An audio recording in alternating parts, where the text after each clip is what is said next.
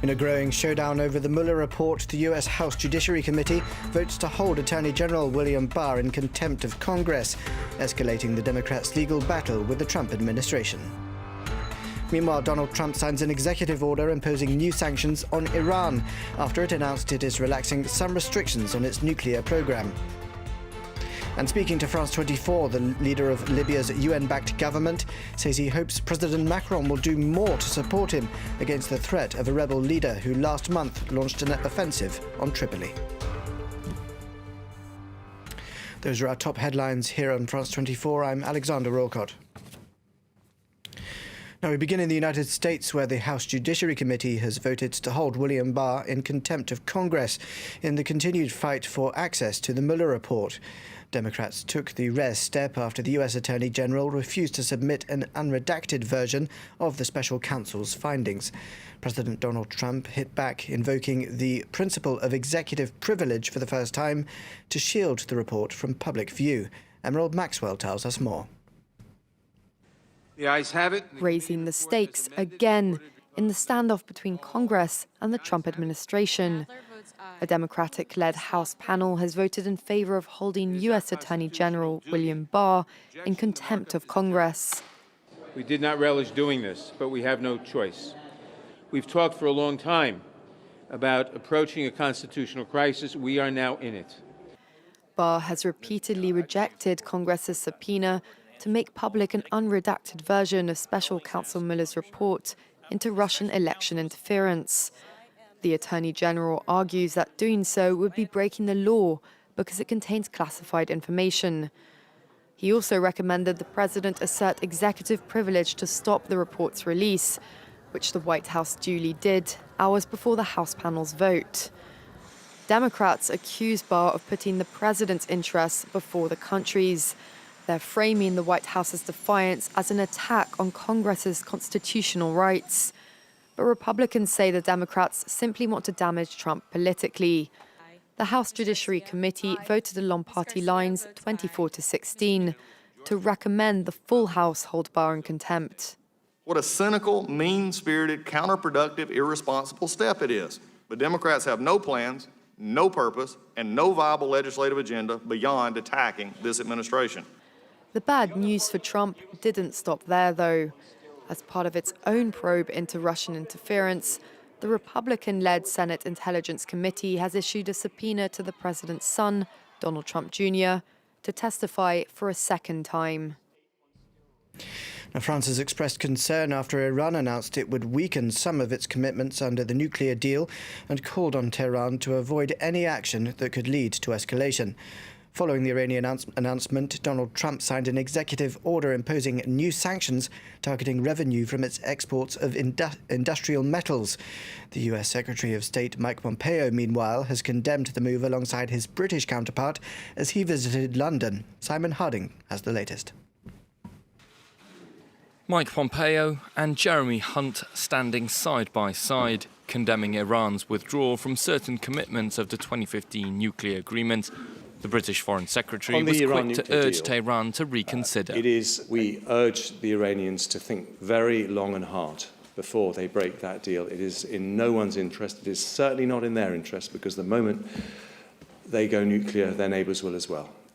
The US Secretary also shot warnings at Iran, though he also commented on the vague threats made by the Rouhani government and said the US would wait and see what they did next. I've seen the reporting, I've seen the letter that's been sent. I think it was intentionally ambiguous. We'll have to wait to see what Iran's actions actually are.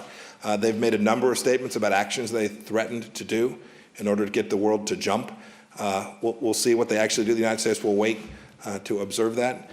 Iran's decision to stop selling their surplus uranium and water has taken most signatories of the JCPOA agreement by surprise.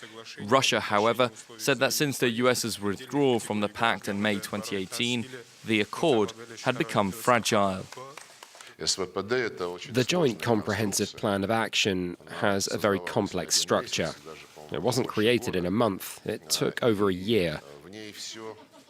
Within it, everything was extremely balanced. So when the Americans came out of the agreement, it became very, very fragile. The European Union has said they are assessing Iran's message and will take steps when appropriate, whereas France has said they will increase sanctions if necessary.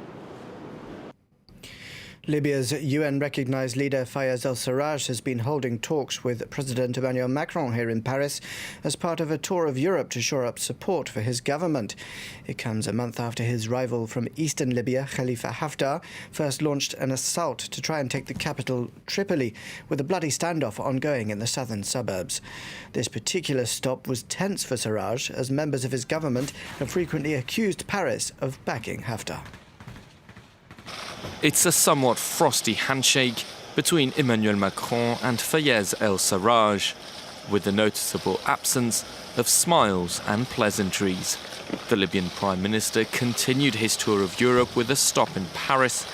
Tensions between both countries have risen in recent weeks, with the Tripoli government accusing France of backing Libyan strongman Khalifa Haftar's military advance on the Libyan capital. Accusations branded as unfounded and unacceptable by the Elysee. General Haftar is backing a rival government that controls the east of the country, including the vital oil fields. The recent wave of fighting has resulted in a bloody stalemate on the outskirts of Tripoli. Sources on the ground claim the fighting has already killed 400 people. Fayez al-Sarraj began his European trip on Tuesday with a visit to former colonial power Italy, one of his most vocal backers, although the Prime Minister Giuseppe Conte appeared to rule out any military intervention in Libya. Later the same day, the German Chancellor Angela Merkel rolled out the red carpet for him in Berlin, and he may visit Britain after his French trip. The UK has pushed for a resolution at the UN Security Council demanding a ceasefire in Libya, but its efforts have been opposed by Russia and the United States. Now, following those talks with Emmanuel Macron, Fayez al-Sarraj visited us here at France 24, where he spoke of the allegations that Paris is showing support for General Haftar. Let's take a listen.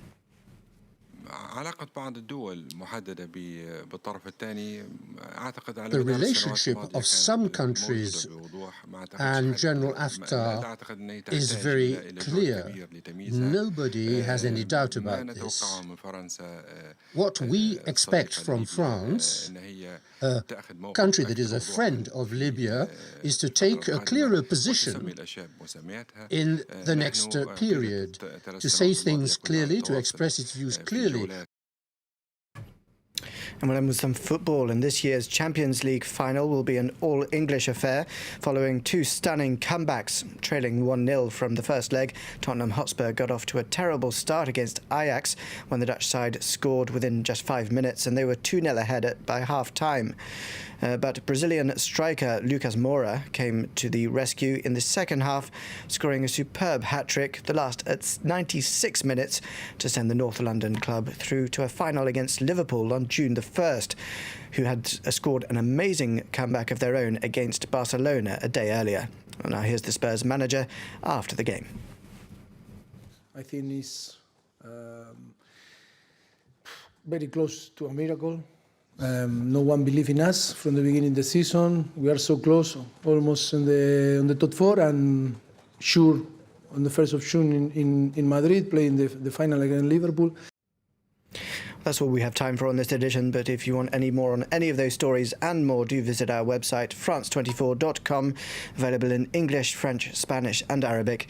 And as you can see, our top story there is the Libyan UN-recognised Prime Minister visiting us here earlier on, where he said that General Haftar's offensive against Tripoli has ended any hope of a political agreement. Stay tuned to France 24. We next go to debate with François Picard.